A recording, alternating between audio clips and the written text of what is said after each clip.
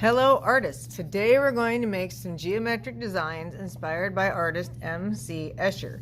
I'm going to do two different examples. One will be easier and one will be a little more difficult, and you can choose which option you want to go for. Either way, whichever one you're starting with, I want your name written in a corner, nice and small, in your class. That way if we have a giant error, we can use the back side. Okay, whether you're doing easy or hard, they're going to start the same way. We take a ruler, line it up with your opposite corners, make a line, and repeat. Make sure you're lining your ruler up with the corners, make a line. This automatically centers your page without measuring. Then you can take your ruler and add a line down the center, vertically and horizontally.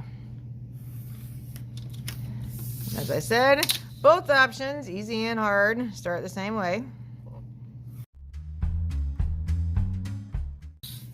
Next, if you want to avoid measuring at all costs, then what you're going to do is connect like points together. We're trying to make sure you create symmetry. It could be left and right symmetry. It could be top and bottom symmetry on your page. So for example, I could start by connecting this point down here, use the ruler, pencil should be touching it, and then repeat that on the other side. And I can do that again from here to the top. I've got the beginnings of an interesting geometric design and I haven't measured anything. Now these sections out here are kind of large. It doesn't make it interesting. So we can break those up smaller. So you find other like points that you can connect. Like I could connect from here to there and repeat that on the other side. And do the same thing over here. Anything you do on the left, you also do on the right. Anything you're doing on the top, you also do on the bottom. Then these sections are also a little large, so we can find ways to make them smaller. Break it up like every inch or so. Make a little mark. And then we could connect from here to that point. Now this one was not an inch, that was small. So when I measure on the other side, I'm making sure I start with a whole inch right here, starting at 5, for example. I'm measuring backwards, that way this intersection will also be tiny.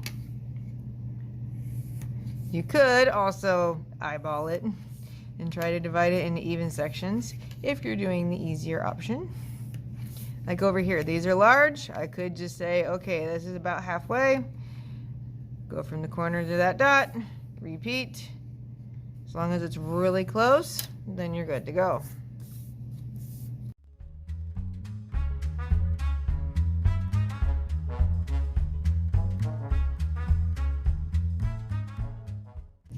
Harder option. We measure. This is how you get things like the 3D star.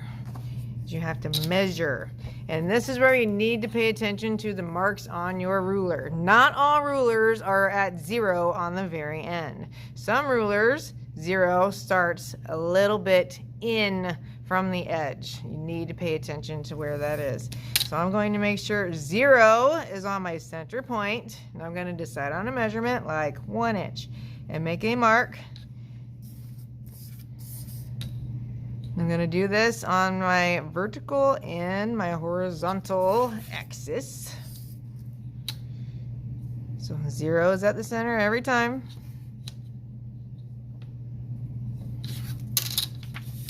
And then we connect from those points to the corner.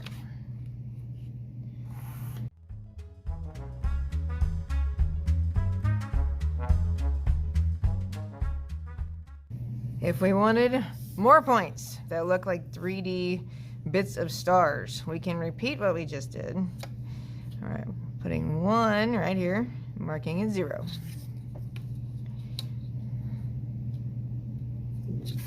And then I can connect up here.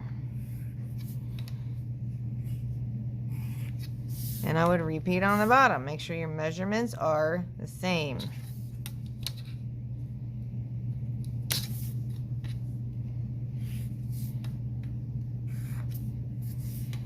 And I can continue this on and on and on.